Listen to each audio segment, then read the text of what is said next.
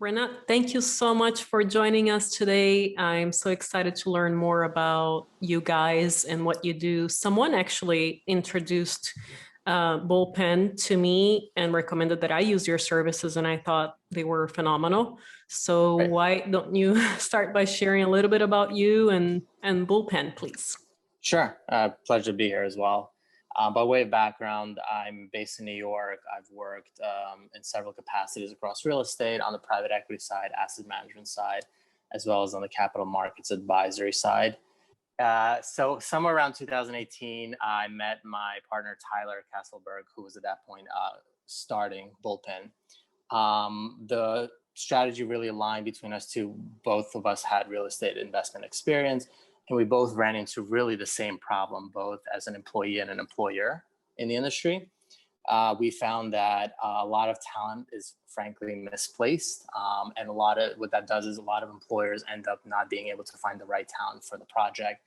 And a lot of the professionals end up being in capacities or in jobs that don't necessarily fit for their career goals. Real estate itself is a project-based business, so it's not something you necessarily need to be doing the same thing every day. Most investment funds will probably do a few deals a year. In today's environment, large or small, you're probably looking for any specific team. Even if you're in a Blackstone, you're doing like 4 to 8 deals a year, depending on the kind of deals you do. Most investors do less than that. So with that in mind, we realized that if you're looking for higher end professionals or any kind of talent that has experience in what you're looking into, you're probably not interested in paying the full salary, medical benefits, and any other kind of payroll cost to have somebody staffed full time if you're only going to be using them for 2 projects a year. And this is how the concept of Bullpen came about. So about Bullpen, we are a freelance marketplace, essentially, where experienced talent, our average is about 10 years plus in terms of experience, are able to be connected with employers who are willing to hire on a project basis, whether that's on an hourly basis, on a monthly basis, or any other kind of enterprise solution that an employer would be looking for. The services and the skill sets range pretty widely. Of course, we started with the bread and butter of financial analysis and investment analysis, which is obviously how we connected here on the modeling aspect of it. Anything from OM creation, marketing, investor relations, asset management, and any other facet of real estate. Like I said, real estate is a project-based business, and we thought Bullpen would be great to start there. Would encourage anybody who's interested to go to bullpenre.com. Yes, this was a much needed type of service, at least for me, when I came across a potential project in San Francisco to convert to convert retail to office. And that's how I came across you guys, because there are really a billion moving parts, especially when you're planning on developing it and building a few more floors. So why don't we dive into an example of what you guys are doing for this particular side of the business? Great. Yep. So what I have shared on the screen right now, let me know if you can't see it. I created a template, so to speak, for an office development of what it would look like in today's day and age. The tab that I'm currently on, the outline, I just want to kind of give an outlay for what it looks like, what any model would really look like. I come from the philosophy that no 2 deals are ever going to be the same. So naturally, you will have certain changes, but obviously the core of the model should more or less look alike. And I'll go in through in terms of the aerodynamics of it and the ergonomics, and make sure that it's not just I try to think of it as it's not just a financial model. It's really a weapon, right, for going to battle into your project. So it should be flexible. It should be something that you can present relatively simply to either your lender or any kind of investors or limited partners, etc. It should be able to adapt to whoever your audience is, outside of just the user. So as you can probably see on the video, the structure of a model, in my opinion, regardless of what asset class, regardless of what the business plan is, I like to always start with a dashboard. The dashboard is really where most of the toggles will be, anything that's really an input. And the reason for this is, as you're going through the project, regardless of where the onset underwriting starts, along the way, as you're talking to GCs, as you're talking to other contractors, architects, lenders, investors, business plans will be adjusted, they'll be tweaked, they might be entirely revised. So it's easier for any kind of user, whether it's the partner or the principal, all the way down to the analyst in a company, or even if it's a third party looking at this, to be able to see it all in one place, which I call the dashboard or the summary tab. The three big items that go into this are any kind of capital assumptions. So this includes any kind of loans you may have, construction loans, perm loans, any kind of recapitalizations or refinancings, as well as anything that happens on the equity side. So any kind of splits you may have between the general partner and the limited partner, if you have a co-GP and a sponsor, and therein also the waterfall. Again, having it here means you don't always have to go through the entire engine of the model every time you want to update something. Mm-hmm. The second item usually ends up being its own tab is the budget. The start of the budget and the beginning of the project is usually, ballpark. Sometimes you're probably going to do this as dollars per foot on hard costs, soft costs, any kind of architectural costs, etc. Chances are, as you're moving through the project, especially as you mentioned for development projects, as more parties look at it, GCs, architects, like I mentioned, any other kind of designers, etc., you're probably going to have a little more detail built out in the line items. So I like to create a budget usually with additional rows, or in a way where the formula for the sums or the subtotals calculates in a way that you can always add an extra row if you need it. Okay. Budgets can get complicated, obviously. The only choice or preference here really is are you looking at things on $1 per foot for certain line items, or if it's a fixed cost, right? Regardless of how big you build it. So it's really, dealer's choice when it comes to that stuff. And the third big bucket of assumptions is the operating assumptions. This is your expected revenues, expected expenses, and anything else in terms of trends, right? So inflation trends, how fast you're going to grow your revenue.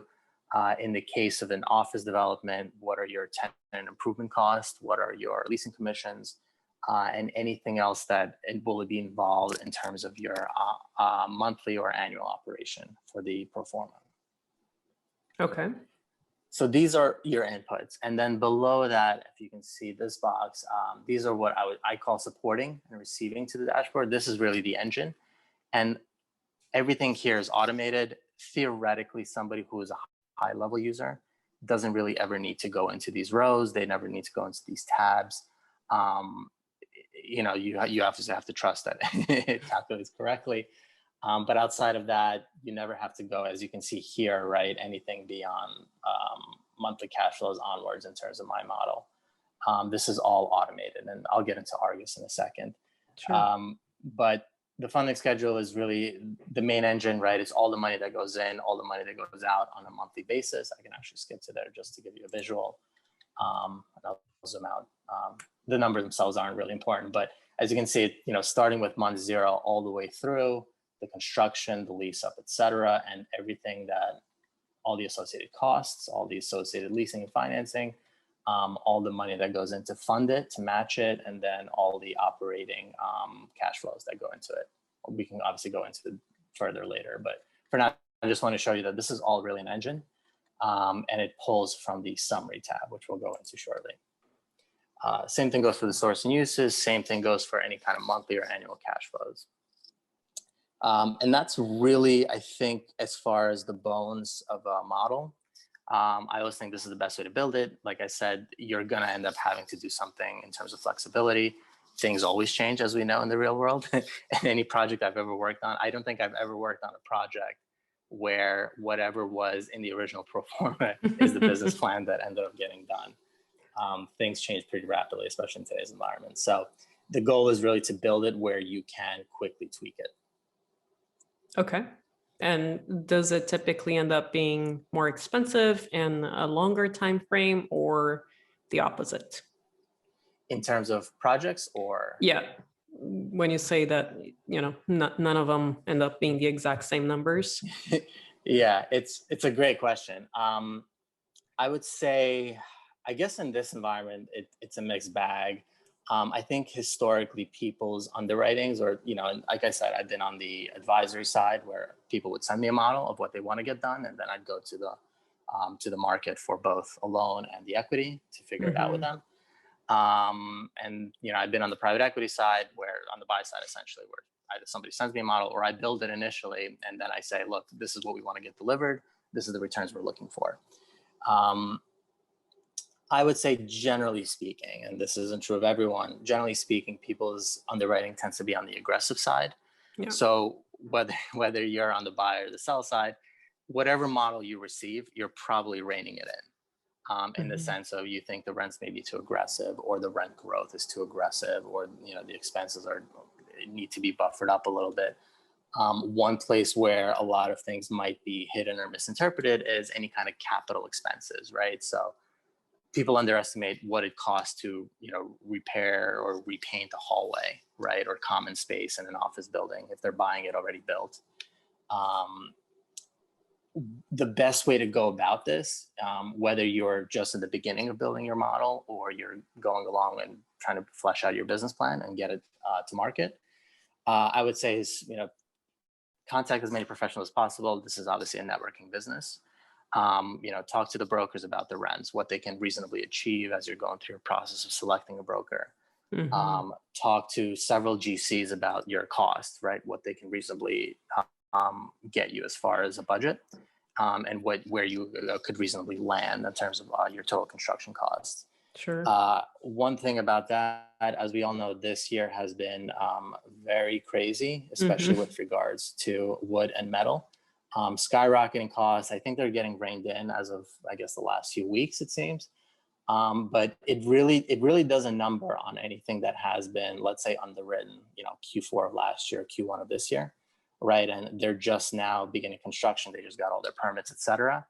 And the budget is, 40% higher, right? So it's no one's fault again, right? Yeah. And it's not that somebody maliciously or in any other kind of reason, for nefarious reasons, decided to underwrite lower costs. It's just, you never know. The goal from the underwriting or the model point of view, again, this is your weapon, you want it to be adaptable, is to be able to quickly, as soon as you find out, right, to readjust the construction costs and then look at the returns, what it does to them, right? Because that is an output. But I guess that was a very long answer to a question about where does the beginning business plan start? I would say you most likely will see it to be more aggressive than usual, or than it'll actually place. Yeah, I would have imagined that. I'm curious to see how you account for that on your model. Yep. Again, I guess start skipping to it. My viewpoint is, whichever role you play on any project, let's say, somebody first presents this to you and, you want to take a deal, and let's say you're an investor, right? I think that's probably the easiest role to play here. Let's say you're a limited partner. Someone says, hey, I have a great deal for you. I just need X amount of dollars. You take a look at this, right? And they say, okay, well, these look like great construction returns, as you can see over here. This is project level, unlevered and levered, right? Okay, for construction, 30% IRR, probably a great deal in today's environment. Is it true? Is the question, right? So if I'm an investor, I don't want to go through all these tabs. I don't necessarily want to go through the Argus. I look at summaries, right? So the untrended stabilized performance here, the financing assumptions here for the construction loan, the total sources and uses, so basically all the money that goes in and all the associated costs, construction costs here. Everything is summed up here. So I can go through this and look at this. Okay, well, do I believe these rents, for example, right? 70 a foot.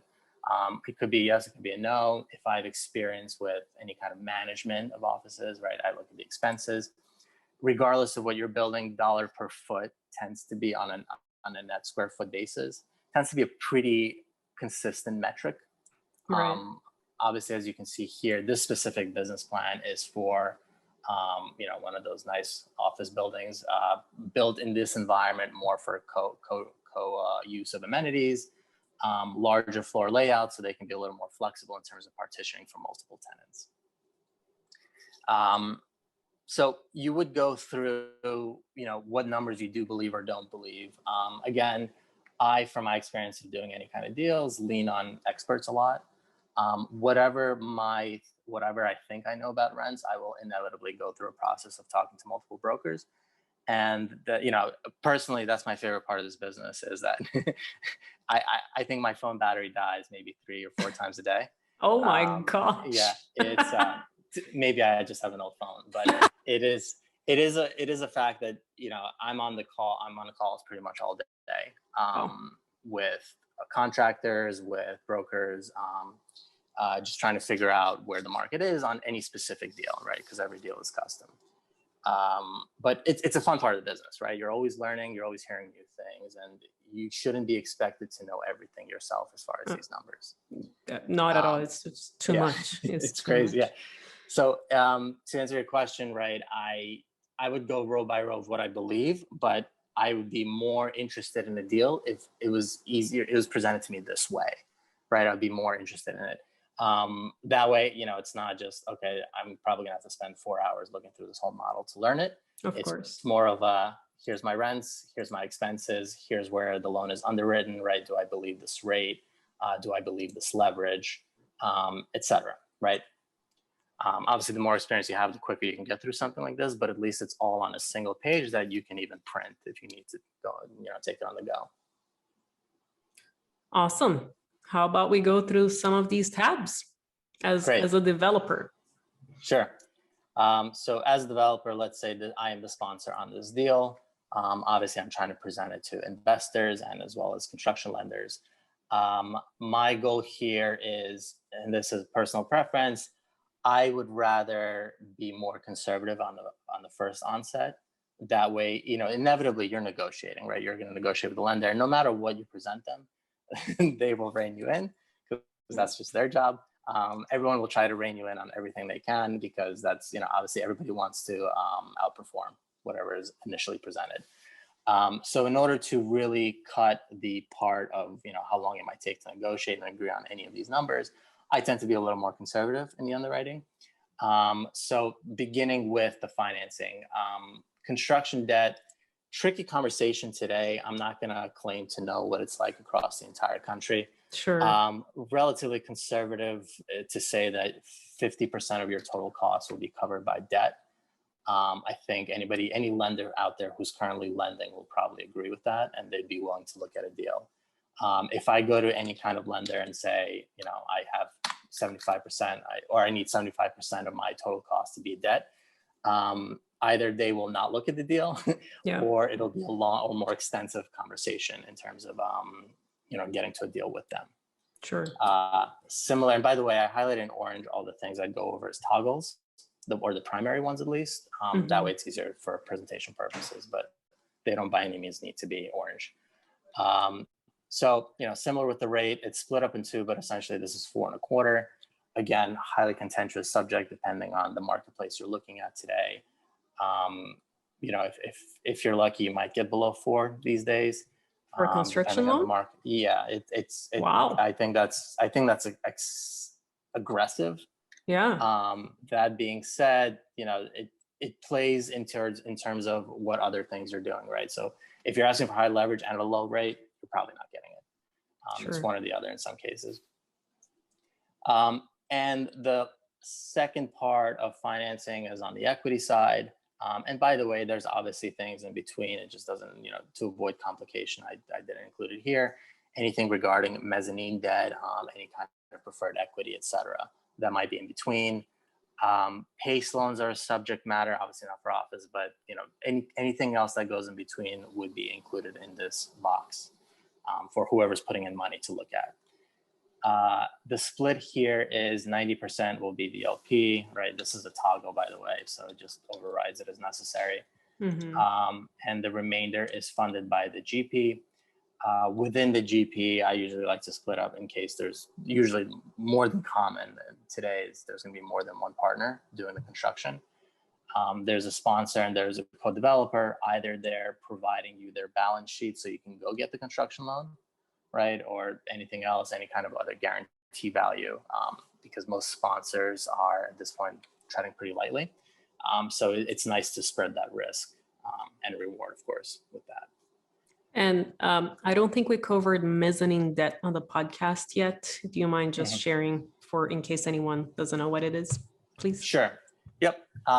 Very high level. So your senior loan, right? In this case, it's a construction loan, which once you finish building it and you stabilize your product, you go to a perm loan, which will be your mortgage essentially. What a mezzanine loan is, it's more expensive debt. It's subordinate to construction or to your primary loan that we just mentioned. So what it usually comes from a private equity fund or any kind of equity bucket that is willing to have lower risk and lower returns than an equity investor. So for example, if your loan here is at 50% loan to cost, right? So 50% of all your costs are covered by your senior loan, but that's for some reason not enough for you, right? You need more debt proceeds and you don't necessarily can fill that amount with equity, right? You just don't have the investors to fill up 50%. You would find a mezzanine lender for, let's say, another 20%. So that means that your debt is really 70%. Keep in mind your mezzanine debt is probably going to be obviously a higher rate than it would be for your senior. That is because they're subordinate, they're higher up in the stack. Their last dollar is more risky, but they're not as risky as the equity part. So they're somewhere in between essentially, but it's treated like a loan. It's just a more expensive money essentially, but not as expensive as equity. Okay.